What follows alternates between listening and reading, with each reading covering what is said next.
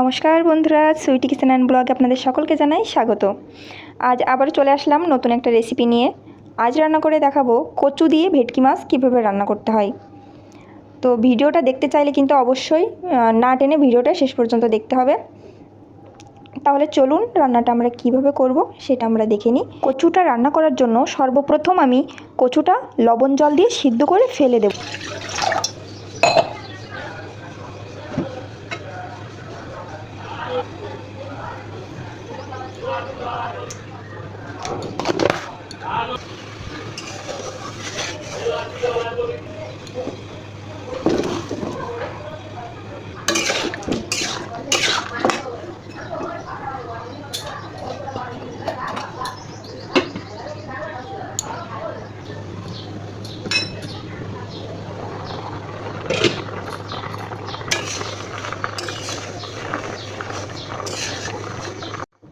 বন্ধুরা দেখুন, কচুটা আমার সিদ্ধ হয়ে গেছে, তাই কচুটা নামিয়ে আমি কড়াইটা আবার চুলার উপরে বসিয়ে দিলাম। এখানে আমি কিছু মশলা ভেজে নেব, যে মশলাগুলো আমি কচুতে ব্যবহার করব।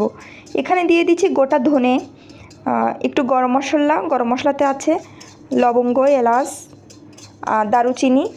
তারপরে আমি এখানে কিছুক্ষণ ভেজে নেওয়ার পরে একটু জিরা দিয়ে দেব। তারপরে সবগুলো উপকরণ আমি খুব সুন্দর করে লাল করে ভেজে নেব। ভেজে নামিয়ে নেওয়ার পরে আমি কড়াইতে তেল দিয়ে দেব পরিমাণ মতো।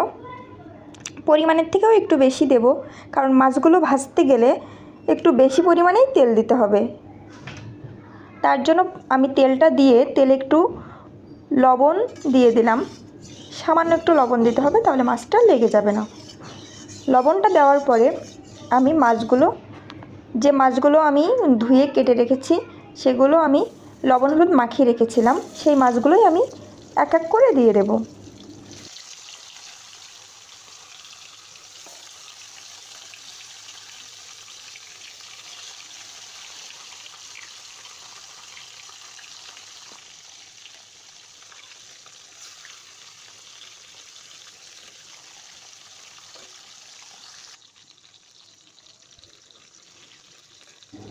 দেখুন বন্ধুরা, মাছগুলো কিন্তু আমার এক পাশ ভাজা শেষ।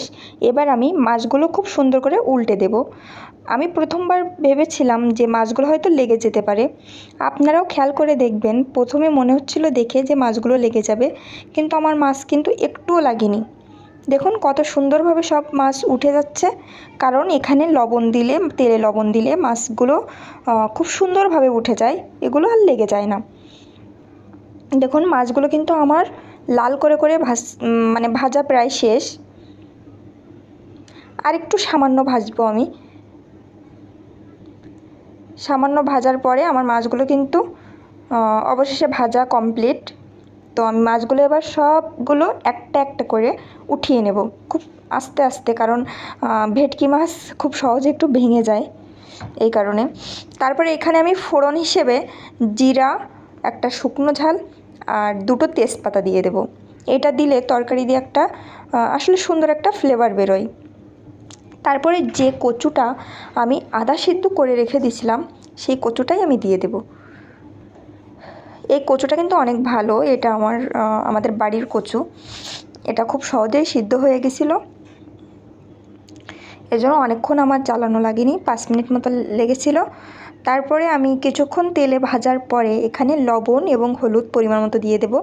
লবণটা একটু পরিমাণ মতো দিতে হবে, কারণ এর আগেও আমি একবার লবণ দিয়ে সিদ্ধ করে নিয়েছি, তার কারণে খুব সামান্য পরিমাণে লবণ দেব।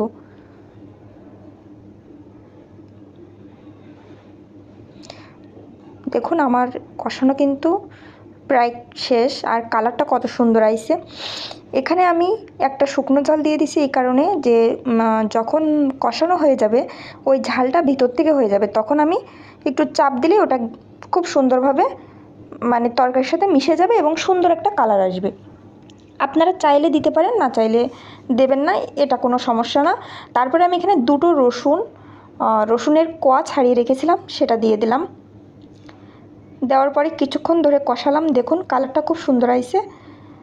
তারপরে কিছু কাঁচা ঝাল দিয়ে দেব। ঝাল দেওয়ার পরে আবারও কিছুক্ষণ আমি কষিয়ে নেব।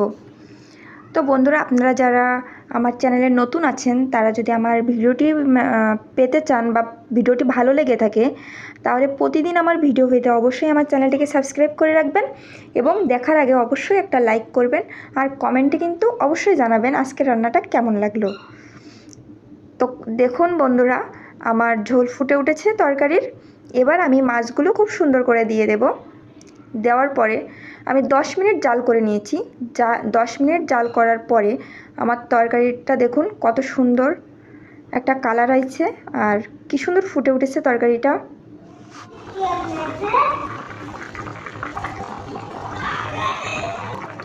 তো বন্ধুরা, তরকারিটা কিন্তু আমার হয়ে গেছে। আর শেষে আমি নামানোর আগে আমি সেই যে মশলাটা করে রেখেছিলাম সেই মশলাটা উপর দিয়ে ছিটিয়ে দেব। দেওয়ার পরে আমার তরকারিটা শেষ। তো দেখুন তরকারিটা আমি পরিবেশন করে আপনাদেরকে দেখাচ্ছি।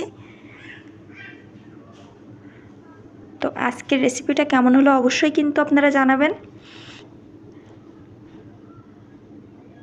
তরকারিটা কিন্তু খুবই কালারটাও খুব সুন্দর আইছিল, যেহেতু আমি কাঁচা ঝাল দিয়ে তরকারিটা রান্না করেছি। তো শুকনো ঝাল দিয়ে রান্না করলে হয়তো কালারটা একটু লাল আসতো, তো আমি এখানে কাঁচা ঝালটা দিয়ে রান্না করেছি, যার কারণে কালারটা একটু হলুদ হলুদ আইছে। তো আসলে রান্নাটা কিন্তু আজকে অনেক মজা হয়েছিল। তো দেখুন এটা হচ্ছে ফাইনাল লুক। তো যারা যারা নতুন আছেন অবশ্যই কিন্তু আমার চ্যানেলটিকে সাবস্ক্রাইব করে দেবেন আর পাশে থাকবেন। আর ভিডিওটি শেষ পর্যন্ত দেখার জন্য সকলকে অসংখ্য ধন্যবাদ।